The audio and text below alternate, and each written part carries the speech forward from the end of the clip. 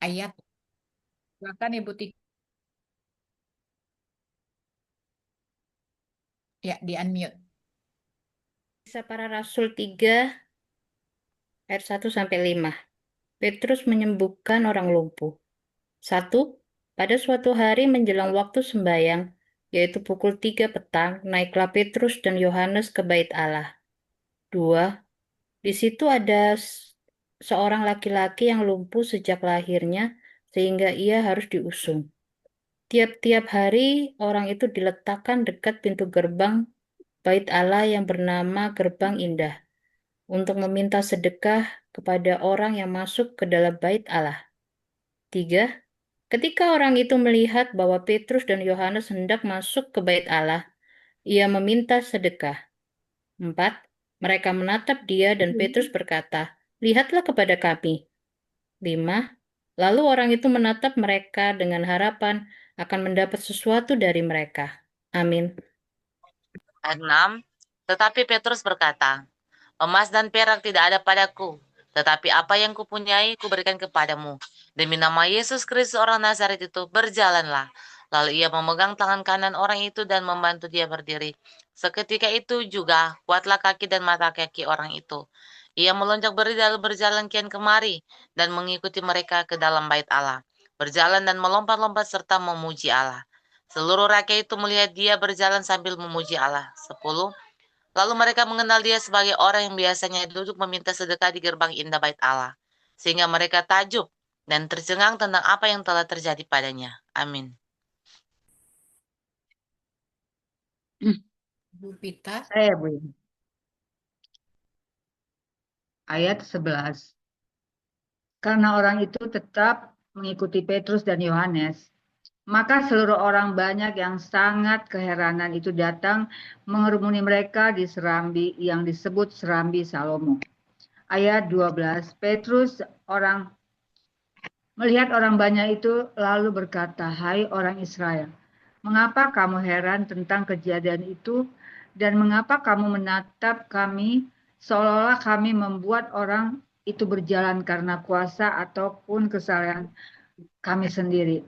Ayat 13, Allah Abraham, Ishak dan Yakub, Allah nenek moyang kita telah memuliakan hambanya, yaitu Yesus yang kamu serahkan dan tolak di depan Pilatus, walaupun Pilatus berpendapat bahwa ia harus dilepaskan.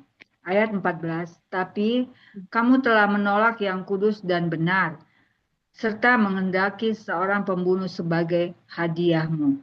Ayat 15, demikianlah ia pemimpin kepada hidup telah kamu bunuh, tetapi Allah telah membangkitkan dia dari antara orang mati, dan tentang hal itu kami adalah saksi. Amin.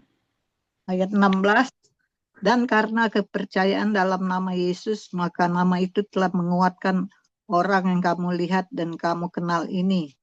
Dan kepercayaan itu telah memberi kesembuhan pada orang ini depan kamu semua. Ayat 17, hai saudara-saudara, aku tahu bahwa kamu telah berbuat demikian karena ketidaktahuan, sama seperti semua pemimpin kamu. 18, tetapi dengan jalan demikian Allah telah menggenapi apa yang telah difirmankannya dahulu dengan perantara nabi-nabinya, yaitu bahwa Mesias yang diutusnya harus menderita. Ayat 19, karena itu sadarlah dan bertobatlah, supaya dosamu dihapuskan. 20, agar Tuhan mendatangkan waktu kelegaan dan mengutus Yesus yang dari semula diuntukkan bagimu sebagai Kristus. Amin. Ibu Paula. Ibu Paula ikut baca. Di unmute, Bu. Oke, saya lanjut ya. 21. Kristus itu harus tinggal di sorga sampai waktu pemulihan segala sesuatu, seperti yang difirmankan Allah dengan perantara nabi-nabinya yang kudus di zaman dahulu. 22. Bukankah telah dikatakan Musa, Tuhan Allah akan membangkitkan bagimu seorang nabi dari antara saudara-saudaramu, sama seperti aku. Dengarkanlah dia dalam segala sesuatu yang akan dikatakannya kepadamu. 23. Dan akan terjadi bahwa semua orang yang tidak mendengar nabi itu akan dibasmi dari umat kita. 24. Dan semua nabi yang pernah berbicara mulai dari Samuel dan sesudah dia telah bernubuat tentang zaman ini. 25, kamulah yang mewarisi nubuat-nubuat itu dan mendapat bagian dalam perjanjian yang telah diadakan Allah dengan nenek moyang kita ketika ia berfirman kepada Abraham, oleh keturunanmu semua bangsa di muka bumi akan diberkati. 26, dan bagi kamulah pertama-tama Allah membangkitkan hambanya dan mengutusnya kepada kamu, supaya ia memberkati kamu dengan memimpin kamu masing-masing kembali dari segala kejahatanmu. Amin. Kisah Para Rasul 4 ayat 1-5. Petrus dan Yohanes di hadapan Mahkamah Agama. 1. Ketika Petrus dan Yohanes sedang berbicara kepada orang banyak, mereka tiba-tiba didatangi imam-imam dan kepala pengawal bait Allah serta orang-orang Saduki. 2. Orang-orang itu sangat marah karena mereka mengajar orang banyak dan memberitakan bahwa dalam Yesus ada kebangkitan dari antara orang mati. 3. Mereka ditangkap dan diserahkan ke dalam tahanan sampai keesokan harinya, karena hari setelah malam. 4. Tetapi di antara orang yang mendengar ajaran itu banyak yang menjadi percaya, sehingga jumlah mereka menjadi kira-kira 5.000 orang laki-laki. 5. Pada keesokan harinya, pemimpin-pemimpin Yahudi serta tua-tua dan ahli-ahli Taurat mengadakan sidang di Yerusalem. Amin. Ayat 6. Dengan imam besar Hanas dan Kayafas, Yohanes dan Alexander, dan semua orang lain yang termasuk keturunan imam besar, lalu Petrus dan Yohanes dihadapkan kepada sidang itu dan mulai diperiksa dengan pertanyaan ini. Dengan kuasa manakah atau dalam nama siapakah kamu bertindak demikian itu? Maka jawab Petrus, penuh dengan Roh Kudus, hai pemimpin-pemimpin umat dan tua-tua. Jika kami sekarang harus diperiksa karena suatu kebajikan kepada seorang sakit dan harus menerangkan dengan kuasa manakah orang itu disembuhkan, maka ketahuilah oleh kamu sekalian dan oleh seluruh umat Israel, bahwa dalam nama Yesus Kristus orang Nazaret yang telah kamu salibkan, tetapi yang telah dibangkitkan Allah dari antara orang mati, bahwa oleh karena Yesus itulah orang ini berdiri dengan sehat sekarang di depan kamu. Amin. Amin. Ayat 11. Yesus adalah batu yang dibuang oleh tukang-tukang bangunan, yaitu kamu sendiri. Namun ia telah menjadi batu penjuru. Ayat 12. Dan keselamatan tidak ada di dalam siapapun juga selain di dalam dia. Sebab di bawah kolong langit ini tidak ada nama lain yang diberikan kepada manusia yang olehnya kita dapat diselamatkan. Ayat 13. Ketika sidang itu melihat keberanian Petrus dan Yohanes dan mengetahui bahwa keduanya orang biasa yang tidak terpelajar, heranlah mereka. Dan mereka mengenal keduanya sebagai pengikut Yesus. Ayat 14, 15. Tapi karena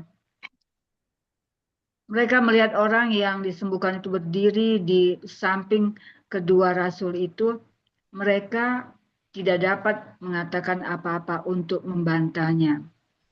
Ayat 15, dan setelah mereka menyuruh rasul-rasul itu meninggalkan ruangan sidang, berundinglah mereka. Amin.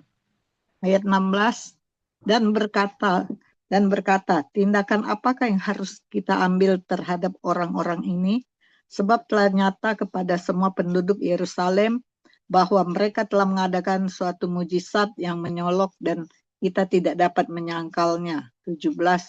Tetapi supaya hal itu jangan makin luas tersiar di antara orang banyak, baiklah kita mengancam dan melarang mereka, supaya mereka jangan berbicara lagi dengan siapapun dalam nama itu. 18. Dan setelah keduanya disuruh masuk, mereka diperintahkan supaya sama sekali jangan berbicara atau mengajar lagi dalam nama Yesus. 19. Tetapi Petrus dan Yohanes menjawab mereka, silakan kamu putuskan sendiri, manakah yang benar di hadapan Allah, taat kepada kamu atau taat kepada Allah. Sebab tidak 20, sebab tidak mungkin bagi kami untuk tidak berkata-kata tentang apa yang telah kami lihat dan yang telah kami dengar. Amin. 21. Mereka semakin keras mengancam rasul-rasul itu, tetapi akhirnya melepaskan mereka juga. Sebab sidang tidak melihat jalan untuk menghukum mereka karena takut akan orang banyak yang memuliakan nama Allah berhubung dengan apa yang telah terjadi. Dua-dua, sebab orang yang disembunyikan oleh mukjizat itu sudah lebih dari 40 tahun umurnya. Doa jemaat 23. Sesudah dilepaskan, pergilah Petrus dan Yohanes kepada teman-teman mereka, lalu mereka menceritakan segala sesuatu yang dikatakan imam-imam kepada kepala dan tua-tua kepada mereka. 24. Ketika teman-teman mereka mendengar hal itu, berserulah mereka bersama-sama kepada Allah, katanya, "Ya Tuhan, Engkaulah yang menjadikan langit dan bumi, laut dan segala isinya." 25. Dan oleh Roh Kudus, dengan perantara hamba-Mu Daud, Bapa kami, Engkau telah berfirman, "Mengapa rusuh bangsa-bangsa? Mengapa suku-suku bangsa mereka-reka perkara yang sia-sia?" Amin. 26. Raja-raja dunia bersiap-siap dan para pembesar berkumpul untuk melawan Tuhan dan yang diurapinya. 27. Sebab sesungguhnya telah berkumpul di dalam kota ini Herodes dan Pontius Pilatus beserta bangsa-bangsa dan suku-suku bangsa Israel melawan Yesus, hambanya yang kudus, yang engkau urapi. 28. Untuk melaksanakan segala sesuatu yang telah engkau tentukan dari semula oleh kuasa dan kehendak-Mu. 29. Dan sekarang ya Tuhan, lihatlah bagaimana mereka mengancam kami, dan berikanlah kepada hamba-hamba-Mu keberanian untuk memberitakan firman-Mu. 30. Ulurkanlah tangan-Mu untuk menyembuhkan orang dan adakanlah tanda-tanda dan mujizat-mujizat oleh nama Yesus, hamba-Mu yang kudus. Amin. Ayat 31. Dan ketika mereka sedang berdoa, goyanglah tempat mereka berkumpul itu dan mereka semua penuh dengan Roh Kudus. Lalu mereka memberitakan firman Allah dengan berani. Cara hidup jemaat. Adapun kumpulan orang yang telah percaya itu, mereka sehati dan sejiwa, dan tidak seorang pun yang berkata bahwa sesuatu dari kepunyaannya adalah miliknya sendiri, tetapi segala sesuatu adalah kepunyaan mereka bersama. Dan dengan kuasa yang besar, rasul-rasul memberi kesaksian tentang kebangkitan Tuhan Yesus, dan mereka semua hidup dalam kasih karunia yang melimpah-limpah. Sebab tidak ada seorang pun yang berkekurangan di antara mereka, karena semua orang yang mempunyai tanah atau rumah menjual kepunyaannya itu, dan hasil penjualan itu mereka bawa dan mereka letakkan di depan kaki rasul-rasul, lalu dibagi-bagikan kepada setiap orang sesuai dengan keperluannya. Demikian pula dengan Yusuf, yang oleh rasul-rasul disebut Barnabas, artinya anak penghiburan seorang Lewi dari Siprus. Ia menjual ladang miliknya lalu membawa uangnya itu dan meletakkannya di depan kaki rasul-rasul. Amin. Di unmute Bu Pita. Ya, pasal 5 ya sekarang Bu Ati. Ya. Ya. Saya, Bu. Iya, betul Bu Pita. Kisah Para Rasul ayat pasal 5. Ananias dan Safira ayat 1. Ada seorang lain yang bernama Ananias. Ia beserta istrinya Safira menjual sebidang tanah. Ayat 2. Dengan setahu istrinya, ia menahan sebagian dari hasil penjualan itu dan sebagian lain dibawa dan diletakkannya di depan kaki rasul-rasul. Ayat 3, tetapi Petrus berkata, Ananias, mengapa hatimu dikuasai iblis, sehingga engkau mendustai Roh Kudus dan menahan sebagian dari hasil penjualan tanah itu. Ayat 4, selama tanah itu tidak dijual, bukankah itu tetap kepunyaanmu? Dan setelah dijual, bukankah hasilnya itu tetap dalam kuasamu? Mengapa engkau merencanakan perbuatan itu dalam hatimu? Engkau bukan mendustai manusia tetapi mendustai Allah. Ayat 5. Ketika mendengar perkataan itu, rebahlah Ananias dan putuslah nyawanya, maka sangatlah ketakutan semua orang yang mendengarkan hal itu. Amin. Ayat 6.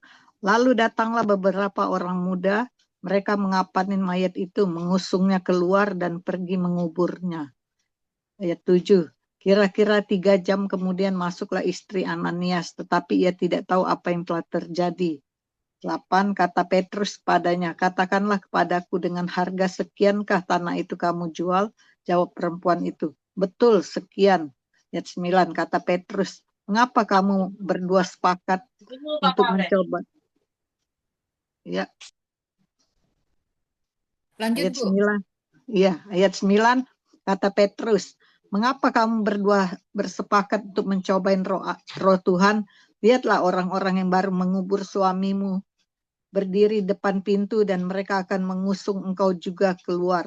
Ayat 10, lalu rebalah perempuan itu seketika itu juga di depan kaki Petrus dan putuslah nyawanya.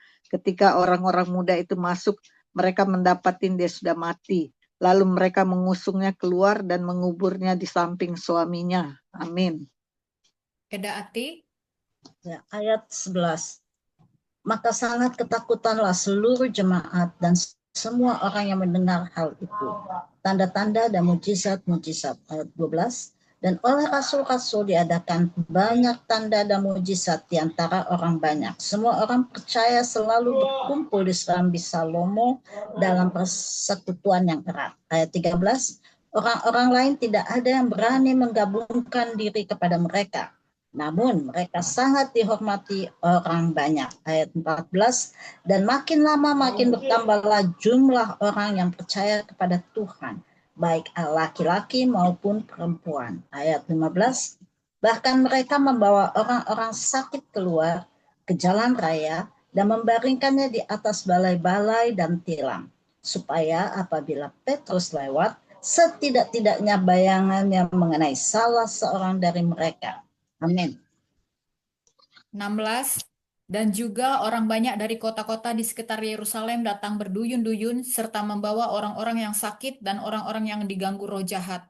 Dan mereka semua disembuhkan. Rasul-rasul dilepaskan dari penjara. 17.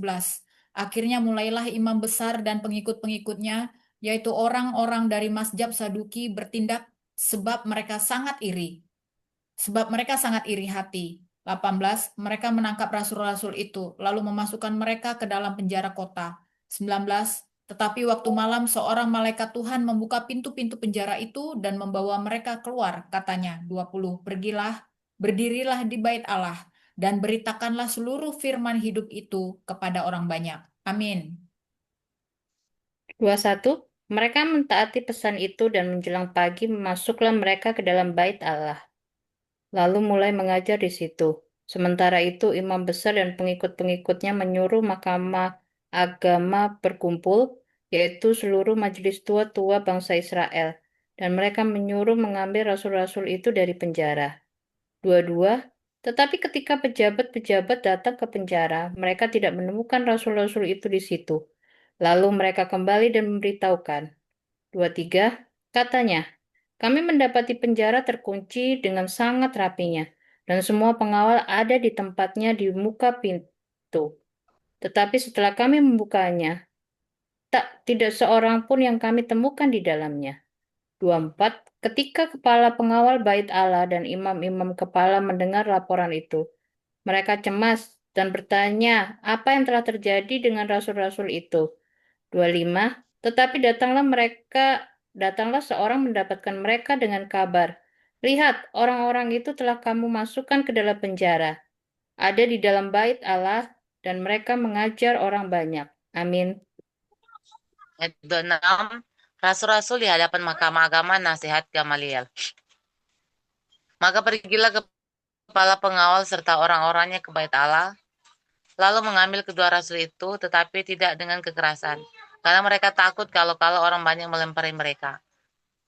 Mereka membawa keduanya dan menghadapkan mereka kepada mahkamah agama. Imam besar mulai menanyai mereka. Katanya, dengan keras kami melarang kamu mengajar dalam nama itu. Namun ternyata kamu telah memenuhi Yerusalem dengan ajaranmu, dan kamu hendak menanggungkan darah orang itu kepada kami. 29. Tetapi Petrus dan rasul-rasul itu menjawab, katanya, kita harus lebih taat kepada Allah daripada kepada manusia. 30. Allah nenek moyang kita telah membangkitkan Yesus yang kamu gantungkan pada kayu salib dan kamu bunuh. Amin. Amin. 31.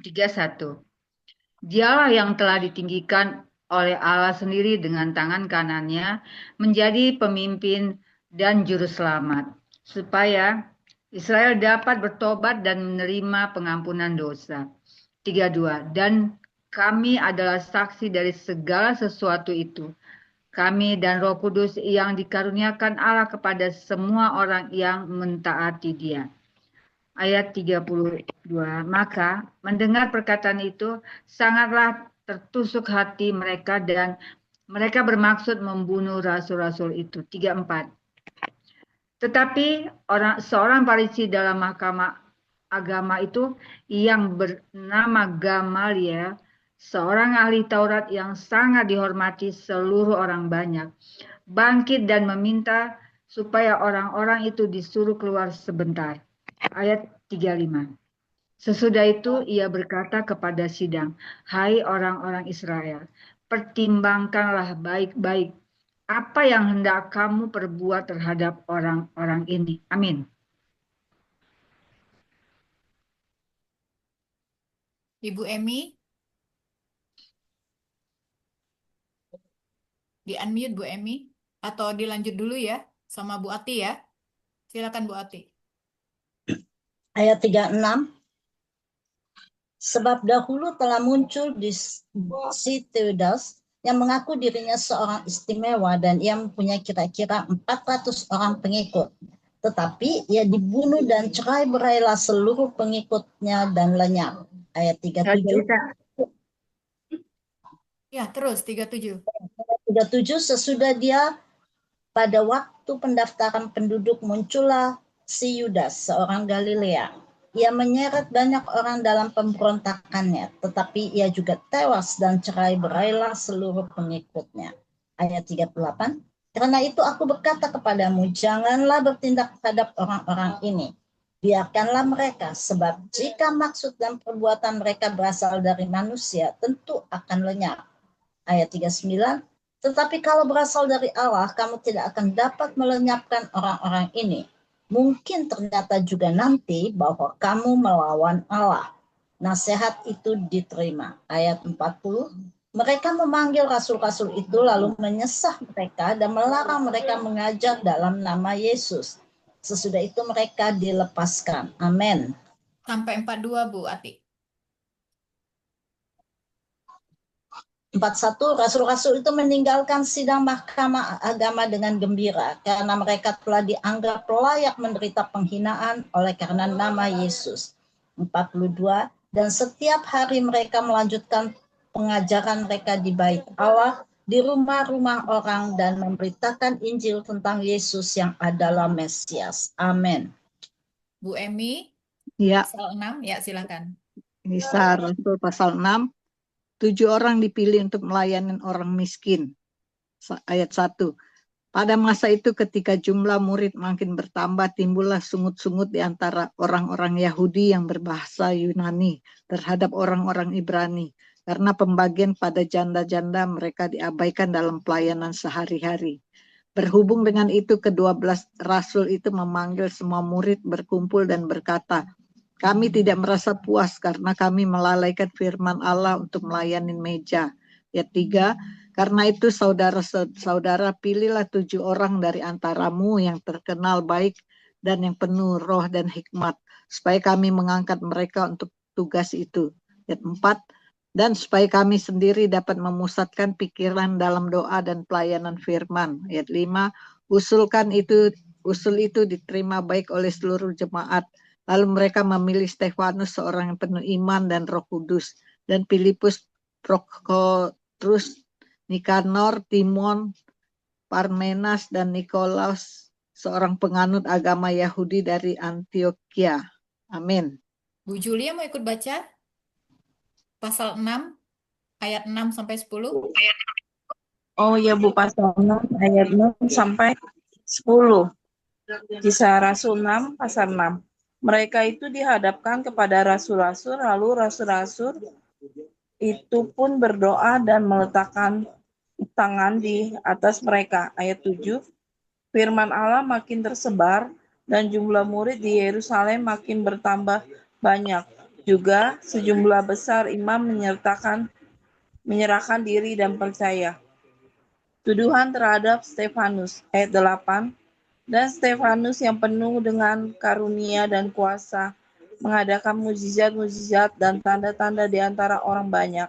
Ayat 9, tetapi tampilan beberapa orang dari jemaat Yahudi yang disebut jemaat orang Liberni, anggota-anggota jemaat itu adalah orang-orang dari Kirene dan dari Alexandria bersama dengan beberapa orang Yahudi dari Kilikia dan dari Asia. Orang-orang itu bersoal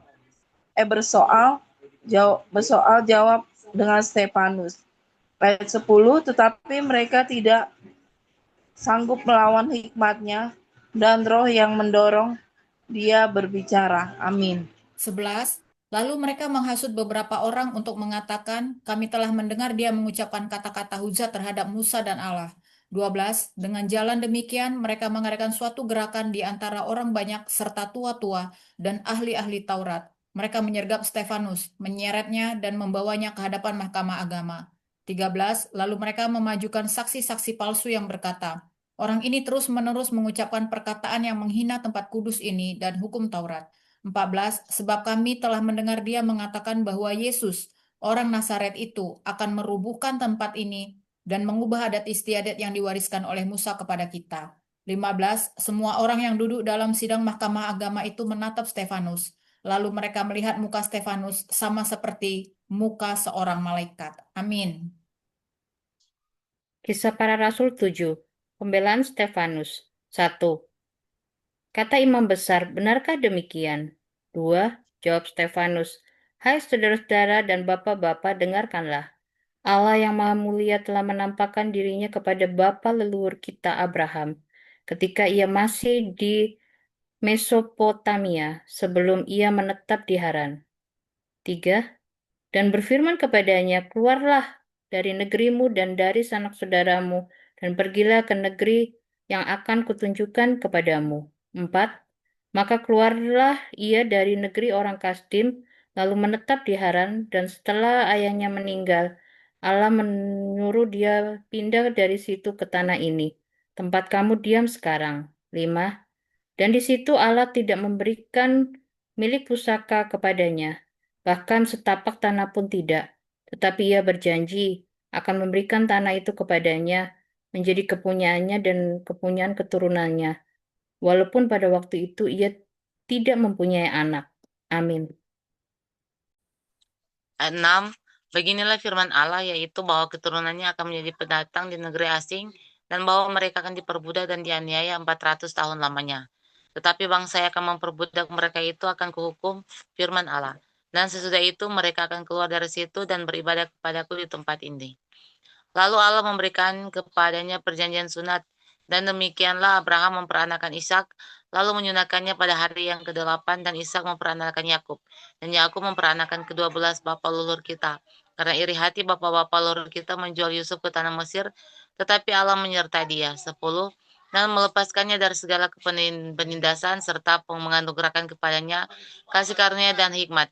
Ketika ia menghadap Firaun, Raja Mesir, Firaun mengangkatnya menjadi kuasa atas tanah Mesir dan atas seluruh istananya. Amin. Amin. Ayat 11. Maka datanglah bahaya kelaparan menimpa seluruh tanah Mesir dan tanah Kanaan, serta penderitaan yang besar, sehingga nenek moyang kita tidak mendapat makanan. Ayat 12. Tetapi ketika Yakub mendengar bahwa di tanah Mesir ada gandum, ia menyuruh nenek moyang kita ke sana. Itulah kunjungan mereka yang pertama. Ayat 12. Pada kunjungan mereka yang kedua, Yusuf memperkenalkan dirinya kepada saudara-saudaranya. Lalu ketahuanlah asal-usul Yusuf kepada Firaun. Ayat 14. Kemudian Yusuf menyuruh menjemput Yakub ayahnya dan semua anak saudaranya, 75 jiwa banyaknya. Ayat 15. Lalu pergilah Yakub ke tanah Mesir. Di situ ia meninggal, ia dan nenek moyang kita. Amin. Ayat 16. Mayat mereka dipindahkan ke Sikem dan diletakkan di dalam kuburan yang telah dibeli Abraham dengan sejumlah uang perak dari anak-anak Hemor di Sikem. 17. Tetapi makin dekat genap janji yang diberikan Allah pada Abraham, makin bertambah banyaklah bangsa itu di Mesir. 18. Sampai bangkit seorang raja lain memerintah tanah Mesir, seorang yang tidak mengenal Yusuf. 19. Raja itu mempergunakan tipu daya terhadap bangsa kita dan menganiaya nenek moyang kita, serta menyuruh membuang bayi mereka supaya bangsa kita itu jangan berkembang. 20. Pada waktu itulah Musa lahir dan ia elok di mata Allah. 3 bulan lamanya ia diasuh di rumah ayahnya. Amin.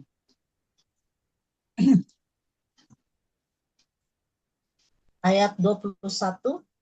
Lalu ia dibuang, tetapi putri Firaun memungutnya dan menyuruh pengasuhnya supaya seperti anaknya sendiri. Ayat 22. Dan Musa dididik dalam segala hikmat orang Mesir, dan ia berkuasa dalam perkataan dan perbuatannya. Ayat 23. Pada waktu ia berumur 40 tahun, timbullah keinginan dalam hatinya untuk mengunjungi saudara-saudaranya, yaitu orang-orang Israel. 24. Ketika itu ia melihat seorang dianiaya oleh orang Mesir. Lalu ia menolong dan membela orang itu dengan membunuh orang Mesir itu. Ayat 25.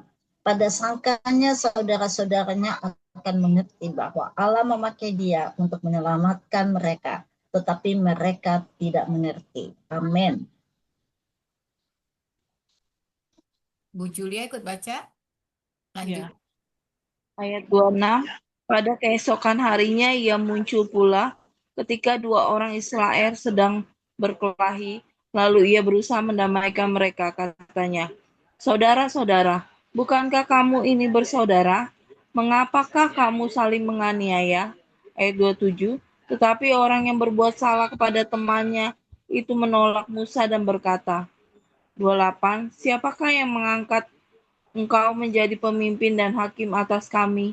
Apakah engkau bermaksud membunuh aku, sama seperti kemarin engkau membunuh orang Mesir itu? Ayat 29. Mendengar perkataan itu, larilah Musa dan hidup sebagai pendatang di tanah Midian. Di situ ia memperanakan 2 orang anak laki-laki. Ayat 30. Dan sesudah 40 tahun tampaklah kepadanya seorang malaikat di padang gunung Sinai, di dalam nyala api yang keluar dari semak duri. Amin. 31. Musa heran tentang penglihatan itu, dan ketika ia pergi ke situ untuk melihatnya dari dekat, datanglah suara Tuhan kepadanya. 32. Akulah nenek moyangmu, nenek moyangmu, Allah Abraham, Ishak dan Yakub. Maka gemetarlah Musa, dan ia tidak berani lagi melihatnya. 33. Lalu firman Allah kepadanya, tanggalkanlah kasutmu dari kakimu, sebab tempat di mana engkau berdiri itu adalah tempat tanah yang kudus. 34. Aku telah memperhatikan dengan sungguh kesengsaraan umatku di tanah Mesir, dan aku telah mendengar keluh kesah mereka, dan aku telah turun untuk melepaskan mereka. Karena itu, marilah, engkau akan kuutus ke tanah Mesir. 35. Musa ini yang telah mereka tolak dengan mengatakan, siapakah yang mengangkat engkau menjadi pemimpin dan hakim? Musa ini juga telah diutus oleh Allah sebagai pemimpin dan penyelamat oleh malaikat yang telah menampakkan diri kepadanya di semak duri itu. Amin. 36. Dialah yang membawa mereka keluar dengan mengadakan mukjizat-mukjizat dan tanda-tanda di tanah Mesir, di Laut Merah, dan di padang gurun, 40 tahun lamanya. 37. Musa ini pula lah yang berkata kepada orang Israel, seorang nabi seperti aku ini akan dibangkitkan Allah bagimu dari antara saudara-saudaramu. 38. Musa inilah yang menjadi pengantara dalam sidang jemaat di padang gurun di antara malaikat yang berfirman kepadanya di gunung Sinai dan nenek moyang kita, dan dialah yang menerima firman-firman yang hidup untuk menyampaikannya pada kamu. 39. Tetapi nenek moyang kita tidak mau taat kepadanya, malahan mereka menolaknya. Dalam hati, mereka ingin kembali ke tanah Mesir. 40. Kepada Harun mereka berkata, buatlah untuk kami beberapa Allah yang akan berjalan di depan kami. Sebab Musa ini yang telah memimpin kami keluar dari tanah Mesir. Kami tidak tahu apa yang telah terjadi dengan dia. Amin. Ayat 41. Lalu pada waktu itu mereka membuat sebuah anak lembu dan mempersembahkan persembahan kepada berhala itu, dan mereka bersukacita tentang apa yang dibuat sendiri oleh mereka. Maka berpalinglah Allah dari mereka dan membiarkan mereka beribadah kepada bala tentara langit, seperti yang tertulis dalam kitab nabi-nabi. Apakah kamu mempersembahkan kepadaku korban sembelihan dan persembahan selama 40 tahun di padang gurun itu, hai kaum Israel? Tidak pernah. Malahan kamu mengusung kemah Molok dan bintang dewa Revan. Patung-patung yang kamu buat itu untuk disembah. Maka aku akan membawa kamu ke dalam pembuangan sampai di seberang sana Babel. Kemah kesaksian ada pada nenek moyang kita di padang gurun. Seperti yang diperintahkan Allah kepada Musa untuk membuatnya menurut contoh yang telah dilihatnya. Kemah itu yang diterima nenek moyang kita dan yang dengan pimpinan Yosua dibawa masuk ke tanah itu. Ke tanah ini. Yaitu waktu tanah ini direbut dari bangsa-bangsa lain yang dihalau oleh Allah dari depan nenek moyang kita. Demikianlah sampai kepada zaman Daud. Amin. Amin. 46. Daud telah mendapat kasih karunia di hadapan Allah dan ia memohon supaya ia diperkenankan untuk mendirikan suatu tempat kediaman bagi Allah Yakub. Tetapi Salomolah yang mendirikan sebuah rumah untuk Allah. Ayat 46. Tetapi yang maha tinggi tidak diam di dalam apa yang dibuat oleh tangan manusia, seperti yang dikatakan oleh Nabi. Langit adalah tataku dan bumi adalah tumpuan kakiku. Rumah apakah yang akan kamu dirikan bagiku? Demikian firman Tuhan. Tempat apakah yang akan menjadi perhentianku? 38. Apa sini? Bukankah tanganku sendiri yang membuat semuanya ini? Hai orang-orang yang keras kepala dan yang tidak bersunat hati dan telinga, kamu selalu menentang Roh Kudus, sama seperti nenek moyangmu, demikian juga kamu. Amin ya. Amin. Ayat 52, siapakah dari nabi-nabi yang tidak dianiaya oleh nenek moyangmu? Bahkan mereka membunuh orang-orang yang lebih dahulu memberitakan tentang kedatangan orang benar, yang sekarang telah kamu hianatin dan kamu bunuh. Ayat 53, kamu telah menerima hukum Taurat yang disampaikan oleh malaikat-malaikat, akan tetapi kamu tidak menurutinya. Stefanus dibunuh, Saulus hadir. Ayat 54, ketika anggota-anggota Mahkamah Agama itu mendengar semuanya itu, sangat tertusuk hati mereka, maka mereka menyambutnya dengan gertakan gigi. Ayat 55, tetapi Stefanus yang penuh dengan Roh Kudus menatap ke langit, lalu melihat kemuliaan Allah dan Yesus berdiri di sebelah kanan Allah. Amin. Ayat 56, lalu katanya, sungguh aku melihat langit terbuka dan anak manusia berdiri di sebelah kanan Allah. Ayat 57, maka berteriak-teriaklah mereka dan sambil menutup telinga serentak menyerbu dia. Ayat 58, mereka menyeret dia ke luar kota lalu melemparinya. Dan saksi-saksi meletakkan jubah mereka di depan kaki seorang muda yang bernama Saulus. Ayat 59, sedang mereka melemparinya, Stefanus berdoa, katanya, ya Tuhan Yesus, terimalah rohku. Ayat 60, sambil berlutut dia berseru dengan suara nyaring, Tuhan, janganlah tanggungkan dosa ini kepada mereka. Dan dengan perkataan itu meninggallah ia. Amin.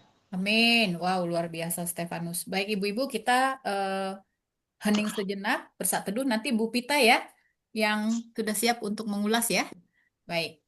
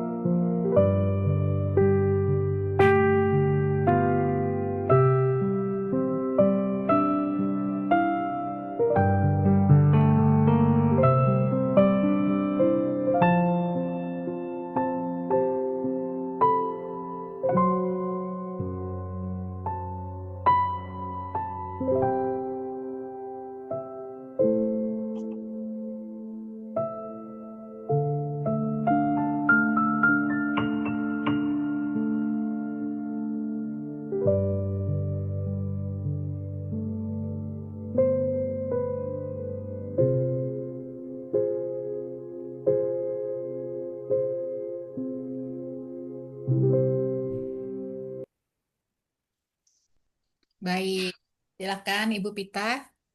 Ya, haleluya.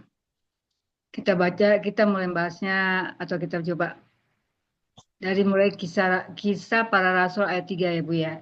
Pasal 3 ya Bu ya. Kisah para rasul pasal 3 ini dapat kita bagi menjadi dua bagian yang utama, yaitu tentang penyembuhan. Petrus menyembuhkan orang lumpuh.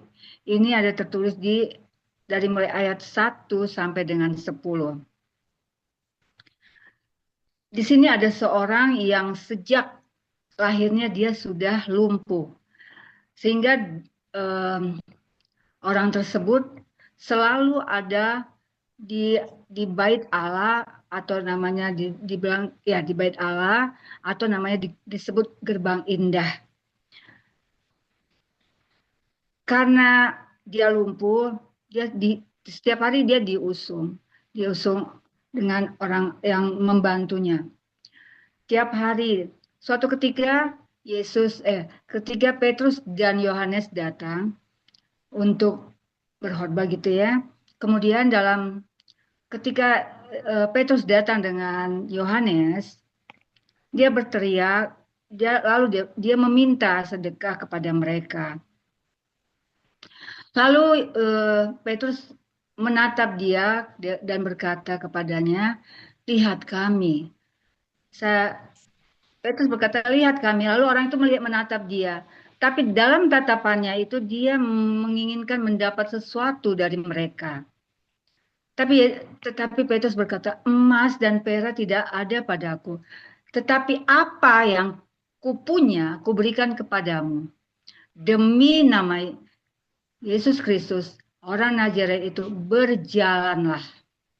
Lalu ia memegang tangannya kanannya dan membantu dia berdiri. Seketika itu juga kaki orang itu bisa berjalan. Kemudian bagian yang kedua adalah khotbah Petrus di Serambi, yaitu di sini bagaimana bagian kedua ini itu berisi khotbah Petrus di Serambi Salomo. Temanya yang dibawa Petrus ini adalah penyebaran Injil yang penuh keberhasilan melalui kuasa Roh Kudus, yang itu menunjukkan kelanjutan pekerjaan Yesus melalui para rasul. Itu yang dapat dengan khotbahnya Petrus di sini. Kemudian kalau kita melihat dari pasal 6 ya. Ayat 6 ada hubungannya dengan ayat 16. Coba kita baca ayat 6. Di sini dikatakan bahwa dalam ayat 6 itu dikatakan, tetapi Petrus berkata, emas dan perak tidak ada padaku, tetapi apa yang kupunyai, kuberikan kepadamu. Demikian demi nama Yesus Kristus, orang Nazaret itu. Berjalanlah dia. Lalu kita lihat hubungannya dengan ayat 16. Tetapi kamu telah menolak yang kudus dan benar, serta menghendaki, 16.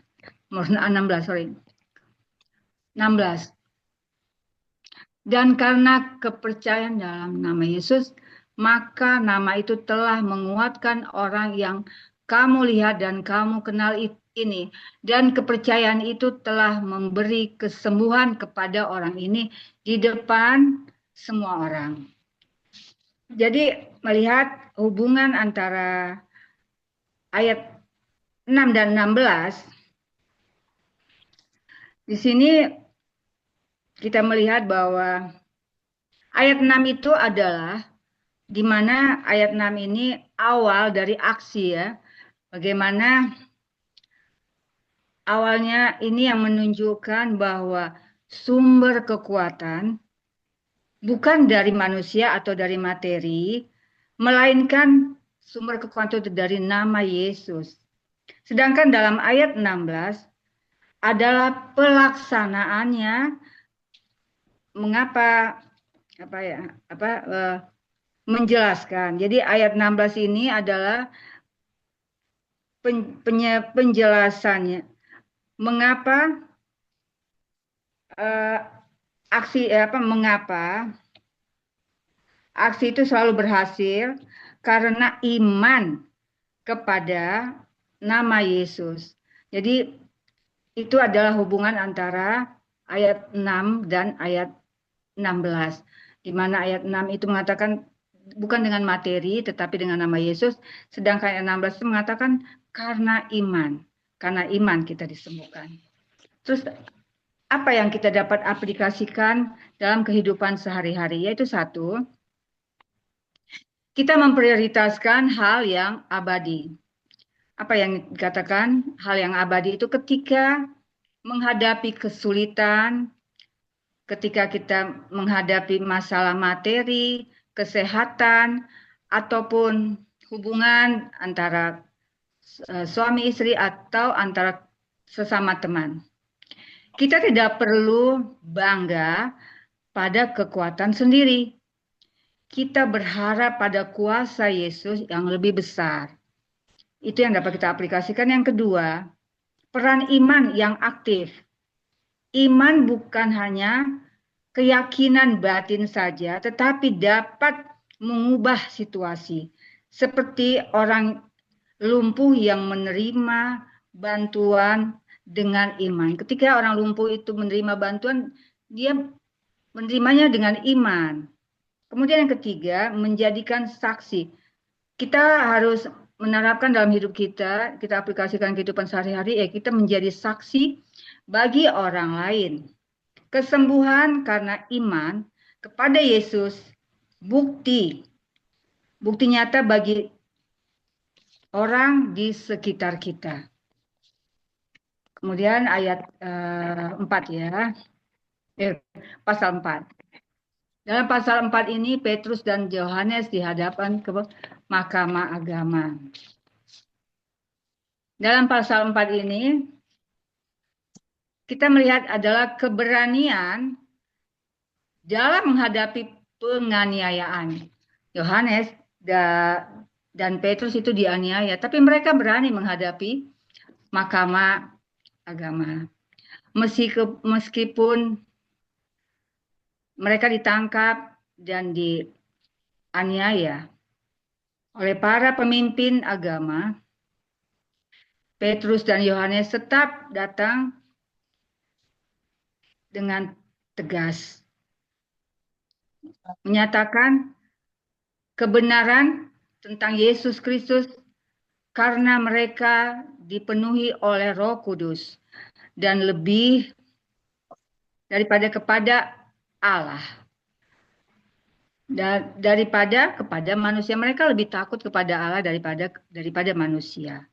Yang kedua, nama Yesus adalah satu-satunya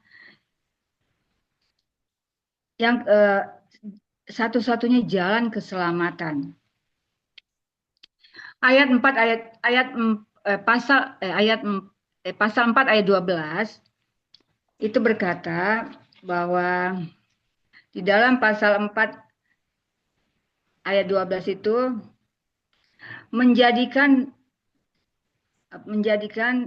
landasan penting bahwa tidak ada keselamatan dalam siapapun atau apapun selain Yesus Kristus yang telah disalibkan dan dibangkitkan Allah.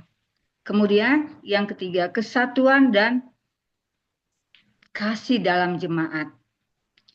Jemaat Kristen awal hidup dengan sehat dan sejiwa, berkongsi harta benda secara sukarela, memberikan teladan tentang kehidupan yang penuh kasih dan kepedulian terhadap sesama. Kemudian doa memberi kekuatan.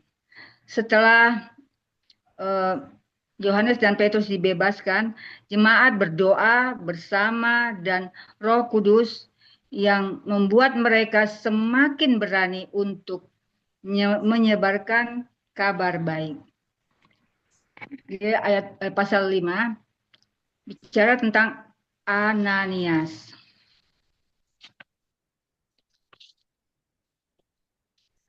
Ananias dan Safira. Yang pertama, Ananias dan Safira menjual tanah, namun secara sepakat menyembunyikan sebagian hasil penjualan dan hanya memberikan sebagian lagi di hadapan para rasul-rasul. Mereka berpura-pura seolah-olah mereka memberikan seluruhnya. Kemudian Petrus melihat dan mengetahui kebohongan Ananias dan mengatakan bahwa mereka bukan mendustai manusia, tetapi mereka mendustai Roh Kudus dan Allah. Jadi bukan manusia yang mereka bohongi. Setelah mendengar Ananias, setelah Petrus berkata dan Ananias mendengarnya, lalu Ananias langsung mati dan kemudian dikuburkan. Kemudian setelah 3 jam, Safira istrinya datang dan juga berdusta tentang harga tanah Petrus. Tanah Petrus mengetahui dan menangkap kebohongannya. Dan dia langsung mati, dikuburkan di sebelah suaminya. Jadi peristiwa ini menjadi suatu pelajaran bagi kita bahwa kita harus hidup dalam kejujuran dan kesetiaan kepada Allah. Karena itu hal yang sangat mutlak. Kemudian kedua kemudian tadi tentang Safira dan Ananias dan Safira, sekarang kita bahas tanda-tanda dan mujizat. Tanda-tanda mujizat itu dari pasal 12-16 sampai dengan ayat 12 sampai dengan ayat 16. Para rasul melakukan banyak mujizat di serambi Salomo dan mereka di dalam persekutuan yang erat. Kemudian rasul-rasul dilepaskan dari penjara ayat 17 sampai dengan 42. Imam besar dan pengikutnya dari aliran Saduki merasa iri hati, menangkap para rasul dan memasukkan ke penjara umum. Kemudian malam hari malaikat membuka pintu penjara, membimbing para rasul keluar tetapi mereka terus memberitakan Injil. Dan keesokan harinya mereka lepas. Jadi pesan utama yang kita dapat tangkap di sini adalah Roh Kudus bekerja melalui para rasul untuk kita menunjukkan kuasa Allah dan keberanian ini. Kemudian di ayat 5, kemudian di sini dikatakan dari penahanan dan pelepasan para rasul ayat 17 sampai dengan 42.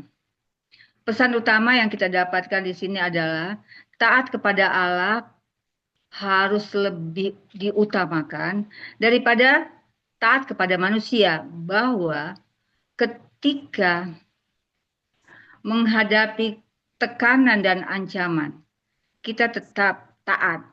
Allah juga akan melindungi kita dan membimbing kita umatnya dalam menjalankan tugas yang Tuhan berikan pada kita. Kemudian kita bicara dengan ayat 6. 7 orang yang dipilih. Dalam ayat 6 ini, pasal 6 adalah 7 orang yang dipilih melayani orang miskin. Yang ini dibagi dengan dua bagian, yaitu pertama penunjukan 7 diaken, yang kedua tuduhan terhadap Stefanus. Yang pertama, latar belakang konflik itu adalah pada mereka karena bangsa Yahudi dan Yunani ya, mereka konflik karena apa? Karena janda-janda mereka diabaikan dalam pembagian bantuan sehingga mereka jadi konflik jadinya. Kemudian apa keputusan para rasul? Para rasul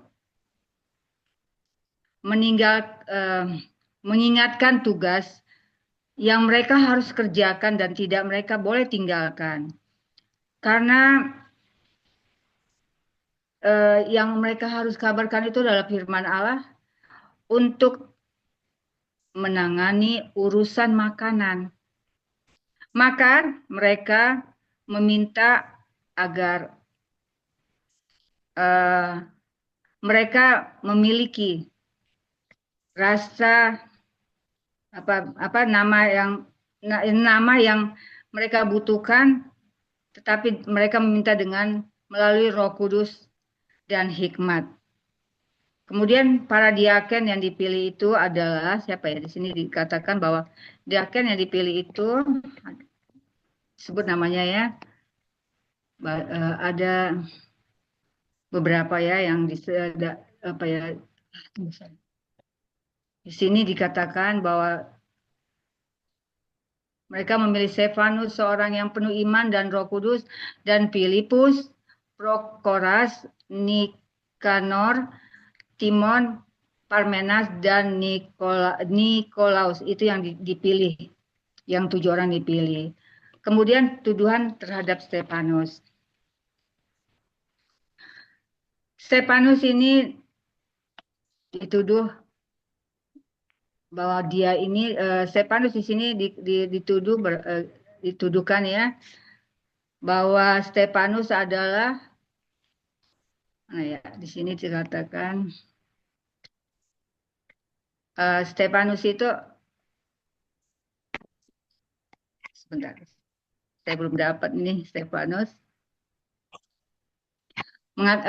Kata mereka, kami telah mendengar dia menghujat kata-kata hujat terhadap Musa dan Allah. Itulah yang membuat Stefanus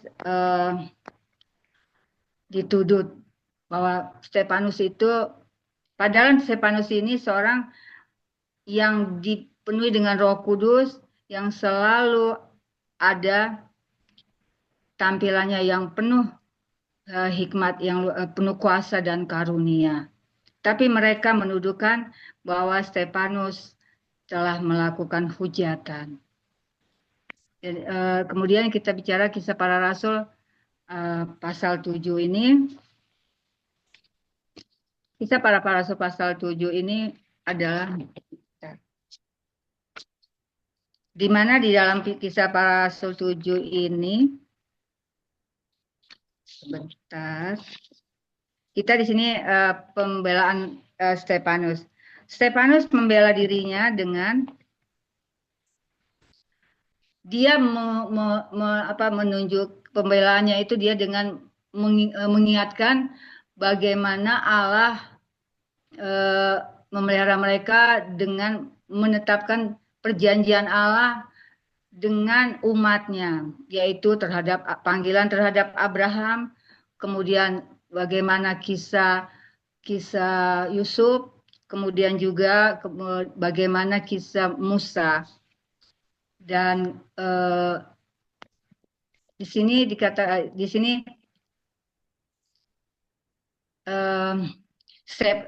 Stefanus untuk membela dirinya, dia dengan menunjukkan bagaimana cerita tentang Abraham, kemudian Yusuf dan Musa. Dan akhirnya Stefanus dibunuh karena apa? Karena sebentar dulu.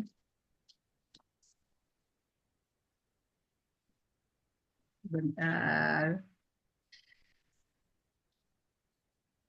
Jadi di sini tadi Stefanus itu membela dirinya dengan menyampaikan sejarah perjanjian Allah dengan umatnya, yaitu dimulai dari Abraham dan kisah Yusuf dan kemudian kisah Musa.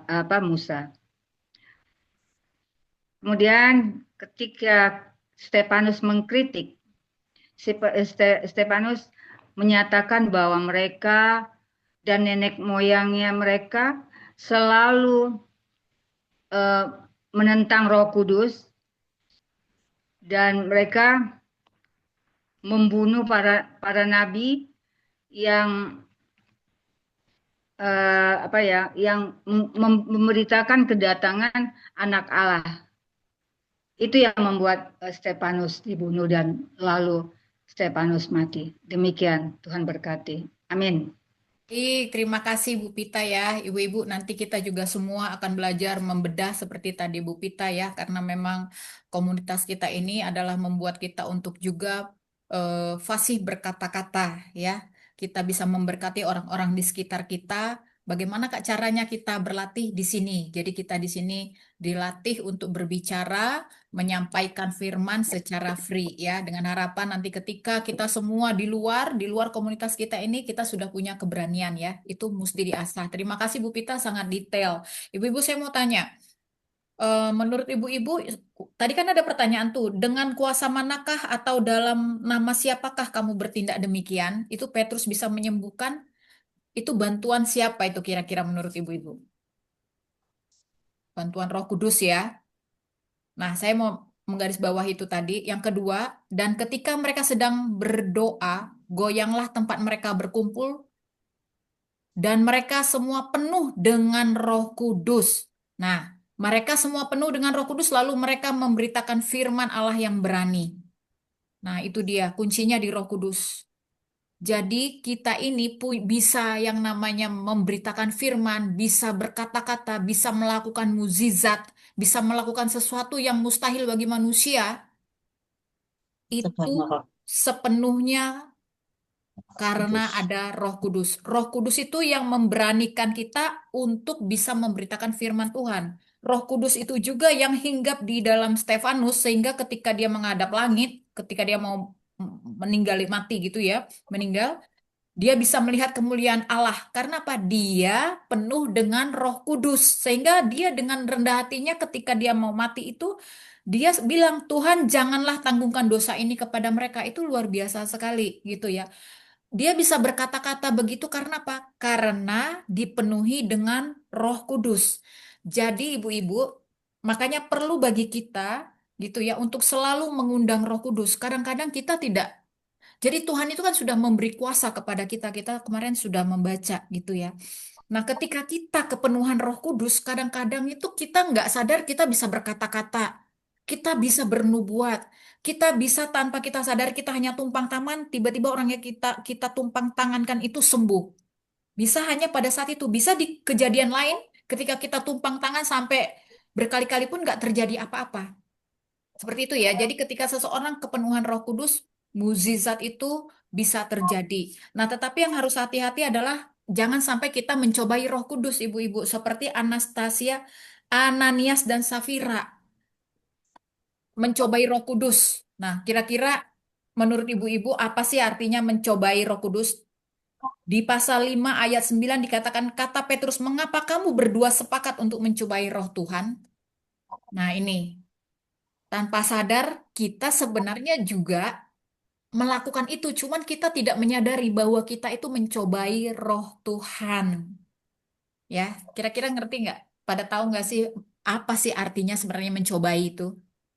Mencoba itu kan seperti menantang, terus meragukan.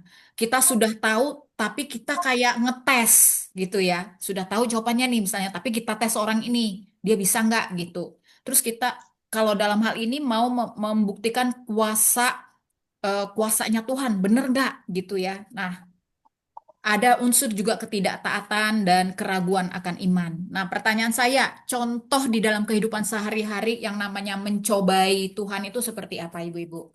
Kita itu sering melakukan tanpa sadar, kita sebenarnya juga melakukan itu. Ada yang tahu nggak contohnya mencobai Tuhan dalam kehidupan sehari-hari kita aja deh. Siapa mau ke contoh? Bu Pita mau kasih contoh nggak mencobai Tuhan? Bu Ati, Bu Kartika, atau Bu Julia, Bu Emi, Bu Marina, mencobai Tuhan contohnya. Khawatir, Bu. Ya, khawatir ya, berarti kita tidak Iya. punya iman kan? Nah, Iya. yang paling konkret, contohnya ini ya, soal penyakit. Contoh, kita sudah tahu kita punya kolesterol. Tuh contoh ya. Kita sudah tahu kita punya penyakit kolesterol, tetapi pada saat yang lain kita makan makanan itu. Kita makan makan makanan apa namanya yang membuat sumber penyakit itu, ya. Lalu di hari yang lain kita minta orang mendoakan kita. Nah, tolong dong doain aku sakit kolesterol. Nah, itu kan sama aja kita mencobai Tuhan. Kita sudah tahu bahwa penyakit, contohnya penyakit kita ini disebabkan diri kita sendiri, tapi di di waktu yang lain kita datang, kita minta, Tuhan sembuhkanlah aku. Padahal penyakitnya kita sendiri yang buat. Itu sama seperti ketika kita ujian, kita tidak belajar, tapi kita berdoa, Tuhan, biarlah Roh Kudusmu yang hidup itu yang membantu aku untuk menjawab pertanyaan. Tapi kita nggak belajar. Nah, itu hal-hal yang sering kita temukan sebenarnya di dalam kehidupan sehari-hari kita. Kita banyak berdoa, Tuhan tolong aku, tapi tanpa kita sadari kita melanggar gitu loh. Kita sudah tahu penyebabnya kita, tapi di sisi lain kita minta bantuan Tuhan. Nah, itu seperti semacam kita itu mencobai Tuhan sebenarnya. Seperti itu ya. Jadi sudah tahu makanan ini tidak boleh, sudah tahu makanan ini akan menyebabkan sakit penyakit atas tubuh kita gitu ya. Tapi di sisi lain kita minta Tuhan sembuhkanlah aku. Padahal penyebab penyakit itu sebenarnya kita sudah tahu penyebabnya gitu ya. Jadi hal-hal seperti ini ya ibu-ibu ya. Inilah yang namanya mencobai Tuhan. Ya, kita harus hati-hati. Kita sudah tahu penyebabnya, tapi di sisi lain kita minta doa Tuhan. Kita melakukan dosa dan kita sudah tahu dosa ini nggak boleh, tapi kita lakukan. Tapi di sisi lain, Tuhan ampunilah aku. Nah, gitu ya. Jadi seperti itulah kira-kira contoh dalam kehidupan sehari-hari kita mencobai Tuhan ya. Kita nggak sadar sebenarnya kita melakukan itu, tetapi belajar dari sini kata Petrus, mengapa kamu berdua bersepakat untuk mencobai roh Tuhan gitu ya.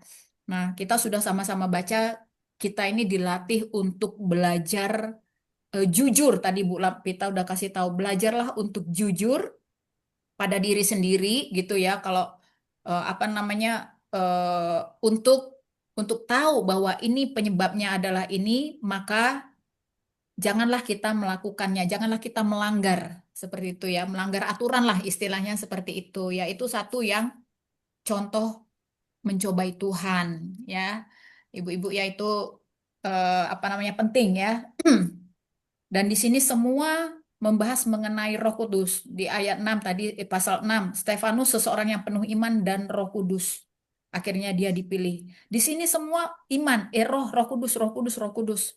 Dan saya percaya kita juga begitu. Ketika kita dipenuhi Roh Tuhan, ketika kita sudah dipenuhi Roh Kudus, saya percaya apapun bisa, ya, apapun bisa eh, kita lakukan gitu ya. Tetapi kita nggak sadar ya, karena ketika seseorang sudah dipenuhi Roh Kudus, dia akan melakukan sesuatu yang luar biasa. Yang nggak mungkin bagi kita itu menjadi mungkin. Yang tadinya kalau berdoa nggak bisa, tahu-taunya kok ngomong lancar. Itu semua karena apa? Kepenuhan Roh Kudus. Gitu ya, Bu Ibu ya. Apakah ada ibu-ibu mungkin yang mau menambahkan? Silahkan.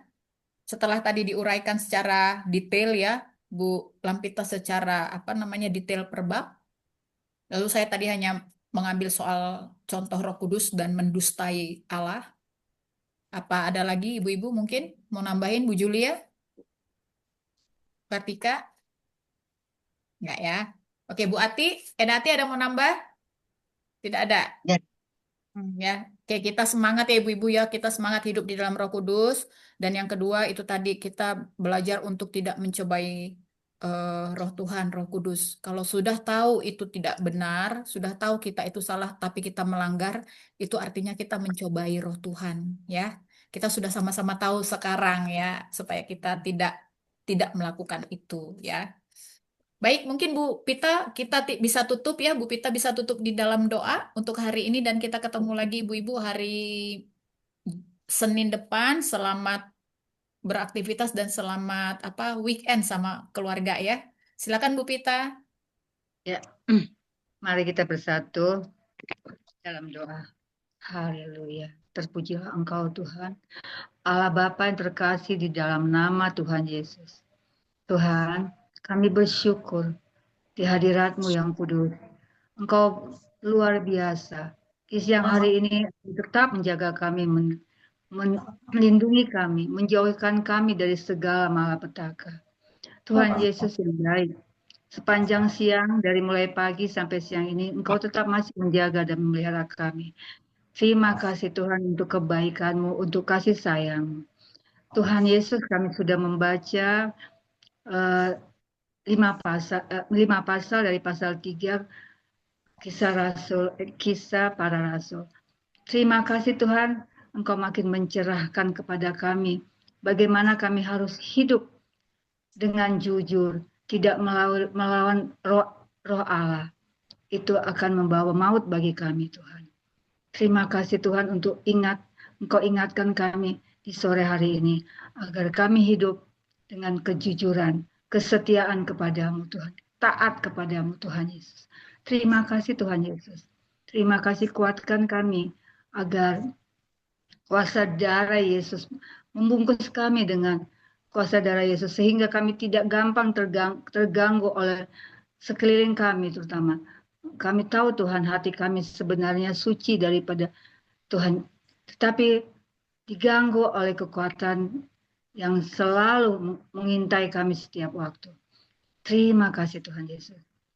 Di siang hari ini kami berdoa bagi Ibu Joli yang selalu dengan sabar, dengan penuh kasih memberi bimbingan kepada kami. Tuhan, urapi dia dan berkati kehidupannya, kehidupan keluarganya, suaminya, dan anak-anaknya, pekerjaannya.